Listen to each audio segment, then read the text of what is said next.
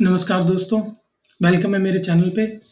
आज बात करने वाला हूँ मैं अपनी इन्वेस्टमेंट मेथोडोलॉजी की, अ, जिसमें मैं अपनी 1 लाख की स्टॉक पोर्टफोलियो को 2 करोड़ तक ले जाने की ट्राई करूँगा। सबसे पहले बात करते हैं मेरे इस गोल की। मेरा गोल है क्या? एक्चुअल गोल क्या है? तो पहला मेरा गोल है वो है to beat the market, meaning जो निफ्टी 50 या जो स्टॉक मार्केट है, इंडियन स्टॉक मार्केट, वो करीब-करीब 11% का रिटर्न देता है। पिछले 10 साल में करीबन 11 से 12% का रिटर्न ऑन एवरेज दिया है। मेरा फर्स्ट गोल है वो है इसको बीट करना। दूसरा मेरा जो गोल है वो है मेरे पोर्टफोलियो को 1 लाख से जो मैंने शुरू किया था, 1 लाख से थोड़ा ज़्यादा से, उसको 2 करोड़ तक लेके जाने का। ये एक स्ट्रेच गोल है, ऑब्वियसली ये बहुत ही मुश्किल गोल है। इसके लिए मुझे बहुत ज़्यादा ग्रो करना पड़ेगा और ऐसा नहीं है कि मैं 1 लाख के बाद कुछ और इन्वेस्ट नहीं करूँगा। मैं इसमें कंटिन्यूअसली अपनी इन्वेस्टमेंट करता रहूँगा, जिसमें कि मेरा टोटल टाइमलाइन है 7 से 10 साल का। तो ये जो मेरा स्ट्रेच गोल है, मैं 7 से 10 साल के बीच में अचीव करना चाहता हूँ। बात करते हैं मैं अभी कहाँ पे स्टैंड करता हूँ। अभी ये मेरा आईसीआईसीआई का स्टॉक पोर्टफोलियो है, आप देख सकते हैं स्क्रीन पे। इसमें मैंने स्टार्ट किया था आज से 2-3 महीने पहले। तब करीबन मैंने 1 लाख रुपए डाला था और उसमें थोड़ा मैं और ऐड कर चुका हूँ। तो अभी 1,43,000 मैंने टोटल इन्वेस्ट किया है, जिसमें मेरा अभी थोड़ा 6% गेन के साथ अभी मैं यहाँ पे बैठा हूँ 152 पे। तो ये है मेरा गोल। अभी बात करते हैं कि ये गोल का रीज़न क्या है? मैंने ये गोल चुना क्यों? तो मेन जो रीज़न है, मैं चाहता हूँ पैसिव इनकम जनरेट करना और सेमी रिटायरमेंट अचीव करना और ऐसी सिचुएशन पे आना कि मुझे पैसे के लिए काम ना करना पड़े, not working for money any more. उसका मतलब क्या है कि मेरे पास इतना पैसा हो या फिर मेरा जो पैसा है वो इतनी इनकम जनरेट करे कि मुझे रोटी, कपड़ा, मकान की टेंशन लेना बंद कर दूँ, राइट? तो वो कैसे, मेरा टारगेट क्या है उसके लिए? 2 करोड़ मैंने क्यों चुना? तो अगर मैं 2 करोड़ मेरे पास मैं इन्वेस्ट करता हूँ मार्केट में या एफडी में डालता हूँ, तो मार्केट से रिटर्न मुझे आएगा 11%, एफडी से मुझे रिटर्न आएगा 6 से 8%। ऑन एन एवरेज मैं 9%, 8 से 9% रिटर्न लेके चल सकता हूँ। 2 करोड़ पे 8 से 9% मतलब 18 लाख पर मंथ। अब 18 lakh per year. 18 lakh per year में तो आप आराम से कहीं किसी भी सेकंड थर्ड टीयर सिटी में आप आराम से लाइफ काट सकते हो। बट इसका मतलब ये नहीं है कि आपके पास ये पैसा आ रहा है तो आप बिल्कुल काम करना बंद कर दें। ऑब्वियसली आप वो करें जिस जो आपका करने का मन चाहे। इसका मतलब है नॉट वर्किंग फॉर मनी और सेमी रिटायरमेंट। आपका जब उठने का मन है तब आप उठें। आपका जो काम करने का मन है, अगर वो काम आपको थोड़ा और extra income they, well and good. तो ये है मेरा लॉन्ग टर्म गोल, जो कि मैं 7 से 10 साल में अचीव करना चाहता हूँ। मैं सबको बोलूँगा कि आप सब ऐसा एक गोल लेके चलें, क्योंकि अगर आप ऐसा गोल टाइम पे नहीं बनाएँगे, तो क्या होगा कि आप ऐसे ही रैट रेस में घुसे रहेंगे। और ये जो मैं पोर्टफोलियो को मैं ग्रो करूँगा, ये मेरा ओनली इन्वेस्टमेंट नहीं है, मेरे पास और भी बड़ा पोर्टफोलियो है उसके अलावा। ये मैं सबके लिए, सबको दिखाने के लिए कि कैसे ये किया जा सकता है। ये मैं एक नया पोर्टफोलियो मैंने बनाया है, तो आप अगर चाहें तो मुझे साथ में फॉलो कर सकते हैं। नेक्स्ट जो बात करते हैं वो ये है कि इस मेरी जो इन्वेस्टमेंट जर्नी है, इसके ग्राउंड रूल्स क्या रहेंगे? तो पहली बात तो लॉन्ग टर्म फोकस रखना है अपने को। Invest in companies with strong fundamentals. तो ऐसी कंपनीज में ही हम निवेश करेंगे जो कि फंडामेंटल स्ट्रांग हो। कोई डे ट्रेडिंग नहीं करेंगे, ना ही कोई फ्यूचर एंड ऑप्शन में रिस्क लेंगे, कोई मार्जिन यूज नहीं करेंगे। सिंपल इन्वेस्टमेंट रखना है। 10 से 12 कंपनी का लेके चल रहा हूं मैं कि उसमें मैं इन्वेस्ट करूंगा। फंडामेंटल ऑब्वियसली स्ट्रांग होने चाहिए सबके। इन 10 से 12 में से कुछ कंपाउंडिंग मशीन कंपनीज मैं आइडेंटिफाई करूंगा, उनमें मैं ज़्यादा हेविली इन्वेस्ट करूंगा। अब ये कंपाउंडिंग मशीन क्या होता है, उसके बारे में थोड़ी सी बात करना चाहूंगा। ये कंपाउंडिंग मशीन होती क्या है? ऐसी कंपनी जिसके पास एक सस्टेनेबल कंपेटिटिव एडवांटेज हो, मतलब अपने जितने भी कंपटीशन है उसका, उससे आगे रहने का उसके पास एक एडवांटेज है जो कि बाकी कंपनी उससे आगे निकल ही नहीं सकती। उसके पास कुछ ऐसा मोट है। दूसरी चीज़ कि उसका जो रिटर्न ऑन कैपिटल और रिटर्न ऑन इक्विटी है बहुत अच्छा है। वो अपने फंड्स को रीइन्वेस्ट करती है, वो अपने प्रॉफिट को रीइन्वेस्ट करती है ग्रोथ के लिए। अ, उसमें कैपिटल एफिशिएंसी अच्छी है। कैपिटल एफिशिएंसी मतलब अगर वो ग्रो करते हैं, तो उनको ग्रोथ करने के लिए उतना पैसा नहीं चाहिए जितना वो ग्रो कर गए हैं। बेसिकली अगर 1 लाख में 10% प्रॉफिट कमा रहे हैं, तो ऐसा नहीं है कि 2 लाख पे भी 10% ही प्रॉफिट कमा रहे हैं, तो वो कैपिटल एफिशिएंट नहीं है।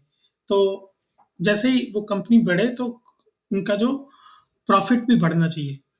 लॉन्ग टर्म फोकस होना चाहिए कंपनी का। तो ये कुछ पैरामीटर्स हैं कंपाउंडिंग मशीन को आइडेंटिफाई करने के लिए। मैं आपको दिखाऊंगा कैसे मैं एनालाइज करता हूँ कंपनीज, उसके बारे में हम आगे बात करेंगे। तो ये थोड़े से मेरे ग्राउंड रूल्स हैं।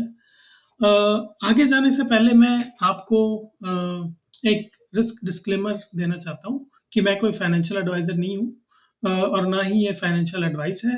आप अपनी रिसर्च करें। किसी भी स्टॉक में इन्वेस्ट करने से पहले जो भी स्टॉक्स मैं बताऊंगा, वो मेरी पर्सनल एनालिसिस के हिसाब से मैं दिखाऊंगा आपको मैं क्यों उनमें इन्वेस्ट कर रहा हूँ, मैं मेरा क्या पर्पज़ है। तो वो सिर्फ मेरे लिए है। अगर आप फॉलो करते हैं तो प्लीज़ आप अपनी रिसर्च करके फॉलो करें मेरे साथ। तो आइए अभी बात करते हैं उस कंपनी की जो मैं अपनी इस जर्नी में पहली पिक कर रहा हूँ। उसका नाम है आइरेडा और इरेडा, जो भी बोलते हैं इसको। तो इसको हम दो तीन चीज़ों पे हम इसको जज करेंगे। एक तो इसके फाइनेंशियल्स हम देखेंगे। मैं आपको दिखाऊंगा कि मैं कैसे एनालाइज करता हूँ, क्या देखता हूँ। सेकंड चीज़ मैं देखूंगा कि इसकी ग्रोथ पोटेंशियल क्या है, क्योंकि अगर हमें 2 करोड़ वाली जर्नी तक जाना है, तो वो इम्पोर्टेंट है कि कंपनी ग्रो हो रही हो, तभी हम ग्रो कर पाएंगे। जो अगर कंपनी का रेवेन्यू ग्रो हो रहा होगा तभी हम ग्रो कर पाएंगे। तो क्या इसमें एक ग्रोथ पोटेंशियल है, और मुझे क्यों लगता है, मैं क्यों सोच रहा हूँ ये कंपनी में इन्वेस्ट करने के लिए। वैसे मैंने इसमें ऑलरेडी थोड़ा सा इन्वेस्टमेंट किया है, बट मैं अभी हो सकता है इसमें और ऐड करता रहूँगा। तो आइए देखते हैं। तो सबसे पहले चलते हैं फाइनेंशियल्स पे। तो फाइनेंशियल्स पे भी जाने से पहले एक चीज़ मैं आपको दिखाना चाहता हूँ कि ये कंपनी करती क्या है। Indian Renewable Energy Development Agency is a government owned financial institution dedicated to promoting and financing renewable energy projects in India. मतलब इंडिया में जितने भी रिन्यूएबल एनर्जी प्रोजेक्ट्स हैं, वो सारे के सारे ये फंड करती है। सारे के सारे नहीं, बेसिकली उनकी फंडिंग का ये काम करती है। तो उसकी फंडिंग में जो भी ये लोन देती है, उसका जो इंटरेस्ट पेमेंट आता है, उससे जो बेनिफिट होता है, उससे इसका रेवेन्यू आता है। मोटा मोटा इसका जो बिजनेस मॉडल है ये है। तो पहले फाइनेंशियल्स देखते हैं इसके। तो अ, जी हाँ, यहाँ पे तो एनुअल इनकम स्टेटमेंट अगर हम देखें, तो इसकी जो रेवेन्यू है, टोटल रेवेन्यू, तो आप 2013 से देख लें। ये कॉन्टिन्यूस ग्रो कर रही है ये कंपनी। तो 729 करोड़ से लेके 2013 में, फिर धीरे धीरे आप 2020 तक देखें तो 2372 करोड़, और अभी 2025 की जो मार्च में जो फाइनेंशियल स्टेटमेंट आई, उसमें 6754 करोड़, राइट। तो अगर आप देखें लास्ट के 2-3 साल में ग्रोथ रेट काफी बढ़ा है। तो पहले थोड़ा थोड़ा बढ़ रहा था, 23 से 26, 26 से 28, बट आप 23 से 24 और 24 से 25 वाला ग्रोथ देखिए। 34 से 49 और 49 से 67। तो इसका ये ग्रोथ एकदम से बढ़ा है। तो ये एक वन ऑफ द रीजन है। अब ग्रोथ तो कर रही है, रेवेन्यू तो ग्रो कर रहा है, क्या प्रॉफिट भी ग्रो कर रहा है, ये भी देख लेते हैं थोड़ा। तो हम बिफोर टैक्स वाला ही मेनली देख मैं एक्चुअली मैं एबिट ईबीआईटी ज़्यादा फॉलो करता हूँ। बिकॉज क्या है, अर्निंग पर शेयर बड़ा ही एक कंफ्यूजिंग और मैनिपुलेटिव चीज़ है वो। उसके बारे में बात करेंगे क्यों है मैनिपुलेटिव। बट अगर आप प्रॉफिट लॉस बिफोर टैक्स की बात करें, तो आप देखेंगे कि प्रॉफिट भी कंसिस्टेंटली बढ़ रहा है। बीच में ये 1 साल था जब ये थोड़ा गिरा, 1-2 साल। बट लास्ट के 2-3 साल में अगर आप देखें, सिमिलरली उसी रेट पे बढ़ रहा है जिस रेट पे प्रॉफिट बढ़ रहा है। सॉरी जिस रेट पे रेवेन्यू बढ़ रहा है, तो ये एक अच्छी चीज़ है। अभी एक चीज़ हम नोटिस करेंगे, इसका जो अर्निंग पर शेयर है, ये पहले बढ़ रहा था, मतलब 3.1 से 2, ये मतलब पहले इतना नहीं बढ़ रहा था, बट ये एकदम 8.3 पे गया और उसके बाद डायरेक्ट गिर के अगले साल 3.78 पे आ गया। ऐसा क्यों हुआ? ये मैंने थोड़ा सा एनालाइज किया कि ये बीच में एकदम से इतना अर्निंग पर शेयर क्यों गिरा, क्योंकि रेवेन्यू तो काफ़ी बढ़ा है और प्रॉफिट भी बढ़ा है। तो मुझे क्या पता चला कि अगर आप इसकी बैलेंस शीट पे जाएंगे तो आपको पता चलेगा कि 2021 में से 2022 के बीच में कंपनी के जो शेयर थे वो बढ़ के 3 गुना हो गए। तो मुझे लगा कि क्या ये कंपनी शेयर सेल कर रही है बहुत सारे, और लिक्विडेट कर रही है थोड़े, और डाइल्यूट कर रही है। तो उस वो एक अच्छा संकेत नहीं है। तो फिर मैंने तो थोड़ा एनालिसिस किया, तो मुझे ये पता चला कि मैंने जब ग्रॉक से पूछा कि ये आइरेडा का शेयर्स ये बढ़ क्यों गए 2022 में, तो मुझे पता चला कि ये बोनस शेयर इशू किए थे। तो आप इसको शेयर का स्प्लिट बोल रहे हैं लें, या फिर बोनस शेयर, जो भी बोल लें, बट जिसके पास भी एक शेयर था, कंपनी ने उसको 2 शेयर और दे दिए।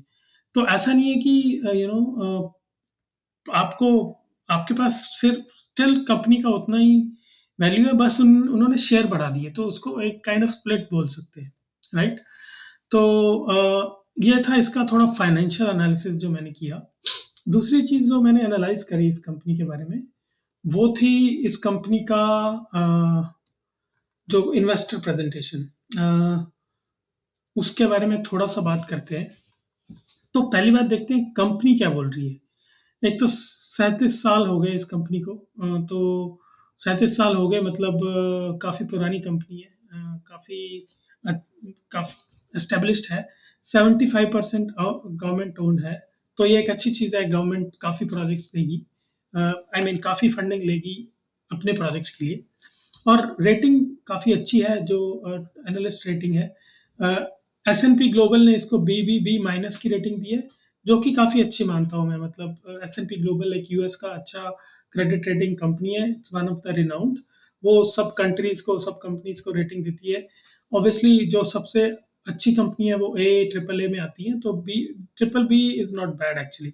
और जो इंडिया की जो डोमेस्टिक रेटिंग एजेंसीज है, उन्होंने इसको ट्रिपल ए की रेटिंग दी है, तो अच्छी रेटिंग है। ये कंपनी जो है टॉप 5 वेल्थ क्रिएटर में भी आ चुकी है 2023-24 में। तो सारे संकेत अच्छे लगे मुझे इस चीज़ के बारे में। अब मेरा जो मेन रीज़न था इसमें इन्वेस्ट करने के बारे में, वो क्या था? तो वो ऐसा है कि इंडिया का जो रिन्यूएबल एनर्जी टारगेट है वो है 500 गीगावाट का बाय ईयर 2030। तो अभी अगर टारगेट है 500 का, तो 500 नहीं तो 400 तक तो पहुंचने का पूरा चांस है। इंडिया पहुंचेगा 400 तक। तो अगर आप लास्ट 4 साल 5 साल में देखें, 2019 से लेकर 2025 तक, तो हमारा जो एक्चुअल था वो था 125, और अभी हम पहुंचे हैं 206 तक। अब इसका मतलब ये है कि हमें 206 से 500 तक अगर जाना है, तो ऑब्वियसली इंडिया में बहुत सारे सोलर, विंड, इस टाइप के रिन्यूएबल एनर्जी प्रोजेक्ट्स होंगे। गवर्नमेंट भी इन्वेस्ट करेगी, क्योंकि ये जो टारगेट देते हैं, ये वर्ल्ड स्टेज पे पेरिस में जो क्लाइमेट अकॉर्ड जो रहता है, उसके वहाँ पे जाके ये प्रॉमिस्ड रहते हैं, राइट? तो बहुत सारी कंट्रीज को कार्बन एमिशन कट करना पड़ता है, उसके लिए ये सारे गोल अचीव करने के लिए इन्वेस्ट करना पड़ता है। तो अगर इंडिया को 206 से 500 तक जाना है, दैट मीन्स यहाँ से 2-2.5 गुना का ग्रोथ है। और अगर प्रोजेक्ट्स लगेंगे तो ऑब्वियसली प्रोजेक्ट्स के लिए लोन कहाँ से आएगा? तो लोन देने के लिए आईरेडा आएगा, और आईरेडा को से अगर लोन लेंगे तो ऑब्वियसली उसका इंटरेस्ट वो लोग कमाएंगे। तो ये एक बहुत स्ट्रांग रीज़न है मेरा इस कंपनी में इन्वेस्ट करने के लिए। एटलीस्ट अभी 4 से 5 साल का तो आउटलुक ले ही सकते हैं। तो उस हिसाब से I think 30 to 40% growth easily मैं देखता हूँ इस कंपनी में। Obviously things can go wrong, मेरे पास कोई क्रिस्टल बॉल नहीं है, पर मेरा थोड़ा कन्विक्शन है इस चीज़ को लेके कि ये कंपनी करेगी ग्रो। थोड़ी और मैं चीज़ें इसमें मैंने नोटिस करी थी, हमने ऑलरेडी डिस्कस थोड़े कर लिए हैं। हाँ, एक और चीज़ मैंने जो नोटिस करी वो लोन फैसिलिटीज़, तो ये इन्होंने बेसिकली एक लैंडिंग प्रोफाइल दिया है कि कितने परसेंट कौन सी इंडस्ट्री से कमा रहे हैं, राइट? तो सोलर थर्मल से 26% कमा रहे हैं, पर जो लोन दे रहे हैं स्टेट यूटिलिटी कंपनीज को। स्टेट यूटिलिटी कंपनी मतलब महाराष्ट्र गवर्नमेंट ने अगर कुछ सोलर प्लांट लगाना है, अगर सोलर फार्म बनाना है, तो उसको अगर फंडिंग चाहिए तो वो आईरेडा से लेंगे, राइट? तो इस टाइप के जो स्टेट यूटिलिटीज हैं उनको उनका भी 18% है। ऑब्वियसली विंड एक डार्क हॉर्स है, आई थिंक विंड में इन्वेस्टमेंट बढ़ेगा अभी आने वाले सालों में। तो ये हो सकता है इसका भी परसेंटेज बढ़े।